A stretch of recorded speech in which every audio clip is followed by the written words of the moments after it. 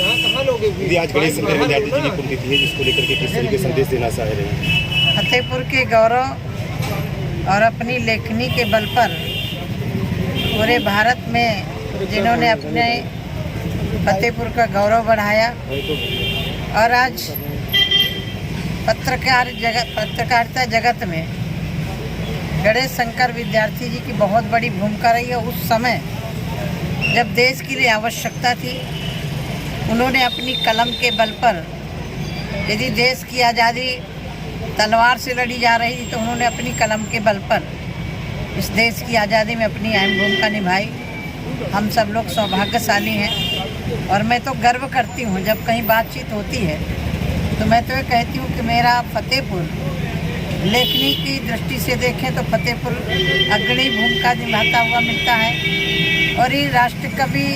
की दृष्टि से देखें तो सोहनलाल द्विवेदी जी फतेहपुर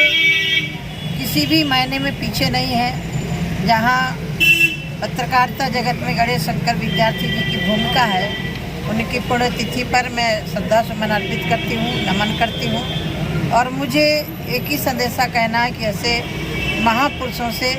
उनकी जीवनी को पढ़ करके हम भी उस रास्ते पर चलें, ऐसा प्रयास करना चाहिए। और मुझे याद है 2014 में माननीय प्रधानमंत्री जी ने पहली स्पीच में सोहनलाल द्विवेदी का नाम लिया था, तो ये भी हमारे लिए गर्व का विषय था कि राष्ट्र कवि सोहनलाल द्विवेदी भी फतेहपुर के ही हैं। यदि लेखनी की जगत में हमारे फतेहपुर का गौरव गणेश शंकर विद्यार्थी हैं, तो फिर कवियों की दृष्टि से भी हमारा जनपद अग्रणी है। मैं आज के दिन बहुत बहुत शुभकामना देती हूँ और हमेशा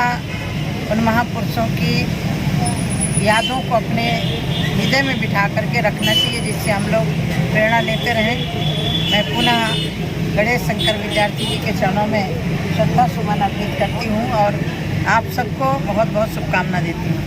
क्योंकि आप लोग उस जगत से जुड़े हैं। और दीदी, जिस तरीके से देखा जा रहा है कि गणेश शंकर विद्यार्थी जी की आज पुण्यतिथि है, पत्रकारों के ऊपर आए दिन मुकदमे दर्ज होना, कहीं ना कहीं तो उनके खबरों को लेकर के खबर चलाने के बाद उनके ऊपर उत्पीड़न करना, कई ऐसे मामले आते हैं, तो उसको लेकर के किस तरीके से? मुझे मेरे संज्ञान में कहीं आएगा तो मैं ज़रूर उस पर बात करूँगी, क्योंकि एक स्वतंत्र